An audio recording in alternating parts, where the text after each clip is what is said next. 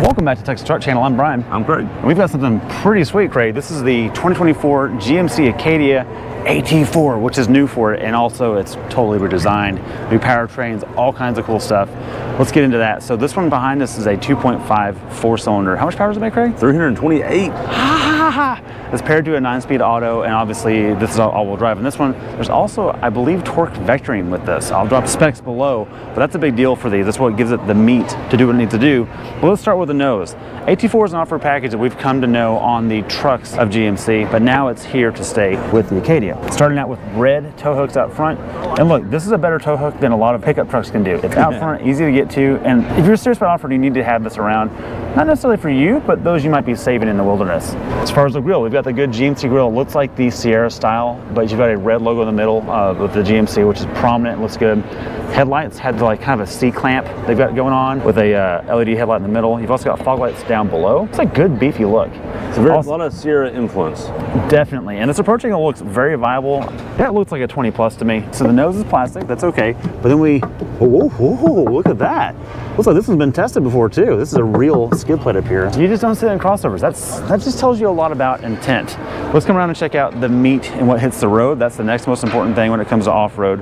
And also, wait, this is straight off the GMC Sierra. I like this. That looks really good. It actually has an arc a little bit. It's not the exact same part, but it's the same theme. I'm a big fan of that. Wheel and tire. These look like the Canyon wheels to me. They look really good. 6-lug. They might be the same lug pattern. I don't know, but I'm curious. These are Goodyear Territory ATs. They look beefy on the sidewall. They're not very beefy in the middle. We've driven this tire on the Expedition Timberline, same tire. And look, it's not a very good tire on the highway, and it's not great off-road either, but it looks the business on the sidewall. Maybe it's good enough for this. I don't know. I'd still change that for sure. Coming on down, you've got AT4 badging, and you've got a lot of black accents on the mirror, on the trim around the doors. And it looks like there's a pretty nice pano sunroof from there. We'll talk about that when we get to the interior. From the outside, Craig, look how long this door is. That is huge. It tells you that your entry point is going to be good to get to the rear. Coming out back, same wheel and tire, and man, it just looks so beefy on this. I'm really enjoying that. Departure angle looks to be, I'm going to guess, Craig, 21 degrees. We'll see if it's right. I'll put it down on the screen below.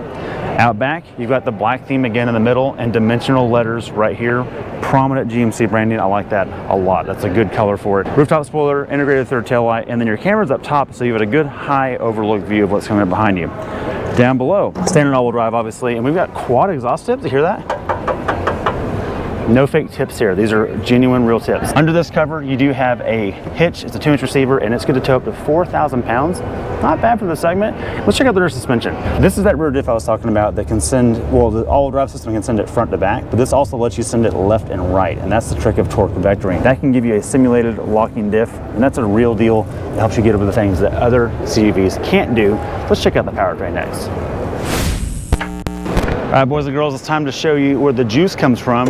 Do we have a dampen hood? We do, and this is the new for Acadia, the 2.5-liter inline 4, 328 horsepower, 326 foot-pounds of torque, but it is mounted front-wheel drive style this way. So it tells you that the rear-wheel drive is a haul deck style takeoff PTO most likely. And packaging-wise, this motor is pretty far forward, and there's a lot of cowl there. So it tells you there's a lot of interior space, at which point we should probably go check out with Craig. All right, Brian, let's check out the interior of the all-new Acadia. Look, we've had Acadias before, and we enjoyed them. We've also packed a lot of people in the Acadias, and it was a little tight. That problem's going to go away here. We got way more room than we used to. We don't have a split hatch, just one big door, but it is powered. That's nice. We do have some room back here. Look at that. That's a nice big storage thing. You can really neat that it's hinged so it stays up. It doesn't just flap down on you. That's actually very thoughtful, and plenty of storage in here. So for grocery bags or stuff you don't want to follow, slide around, very nice. And you put that back down. Brian, do you know how much more space this is compared to the outgoing Acadia? No, how much? 80% more. Whoa. I'll tell you this is important because we rented one of these on a family trip. We had all our luggage. We used every seat. It was hard to get the luggage in here. People were actually holding luggage. This kind of solves that problem. That's a big deal. Let's fold these third rows down. You actually get a decent amount of room, Brian. That's actually pretty good back there. Now you've got a 2-row SUV. It still has room in the second row. Plenty of storage. You maybe you bought something down at the silos down in Waco. You brought something to bring back. So who knows? Let's check out the second row. Joanna Gaines approved. All right, onto the second row, Brian. Let's start with that door because it's a really unique thing we got going on here. First off, it's padded up top, and this is not the Denali. This is the AT4. This is not their luxury trim. You go on down and you get this green trim. It's kind of like looks a lot like a Trail Hunter Tacoma is all I'm saying. Okay. Got a door, a phone holder for your door. That's nice, a little pull. And then plenty of room for a water bottle, a hydro flask, non-lead free, of course. Let's get into the second row, and I've got the seat forward because we were folding down the third row. But Brian, you pull this handle down here at the bottom. It's like an F14 eject handle. And now, any SUV that has a sliding second row is a game changer because now it's versatile. Depending on who's sitting back here, or kids, or car seats, or luggage, you can move it a little bit, and that's nice. So sit back here. I don't know who I'm sitting behind. I'm 5'9", and I've got plenty of room back here, and I've got headroom, even though there's a panoramic moonroof. Now, so everybody knows, Brian is 6'4". I'm touching. Yep. But wait, hold on. If no one's behind me. Okay. Who needs kids? Who needs kids? It's actually a very comfortable seat. It's pretty good. Okay. Solid. Very good. All right. Before we go to the front, let's point out we have tri-zone climate control, which is nice back here for the kiddos. And we also have an outlet for, your laptop maybe, and a little bin down here that you'll lose something in. That's what'll happen there. Yeah. When your kids can't find their switch, that's where it is. Moving on to the front row, Brian, the door theme continues. Very nice. It's padded. You get the same kind of green trim and door pull that your phone will not fall through. Always very nice. You'll check on the door grill speaker, Brian. It says Bose. Ooh. Some people like that. Some people don't. I think it's a good thing. Has no Lowe's. It's got to be a Bose. Okay, there it is. All right. Brian, look at this legroom. You know what legroom this is? A bunch? Class-leading legroom is what it is. Okay. It's the best in the class. So they actually focused a lot on that. And you mentioned the engine being farther forward. I think that's helping here is what we're seeing. It's huge. That green trim continues onto the dash. I love that. I love how the dash is split here too. And you got a little shelf. That's also a speaker right there. LED lighting through. LED lighting through. That's always, I love the lighting treatment they're doing in newer cars. It's really nice. You don't get a little panel or a pocket here. I wish you did. That would be nice. We're going to a portrait style instead of landscape mode, center stack, which is fine. It looks okay here. It's a little controversial if it should be landscape or portrait. It's interesting because GMC is doing horizontal on everything else, but they're not doing it here, so that's interesting. This is really neat here. This is an interesting compromise here. A lot of people don't like the touchscreens because there's not a button. You get an actual button here that's paired with a digital display and changes depending on what you've got going on. That's really smart. More car manufacturers need to do that. A great compromise there. Qi charging.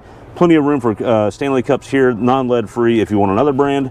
And then you get a good cubby hole here with a light, no chargers in here, but we do get chargers up here, Brian. We get USB-C and A up front, very good. Brian, let's come over here because we got some fun things going on. I can't really start it. Again, we're at an auto show, it's hard to show everything. But you see this little thing on the steering wheel, Brian, you know what that means.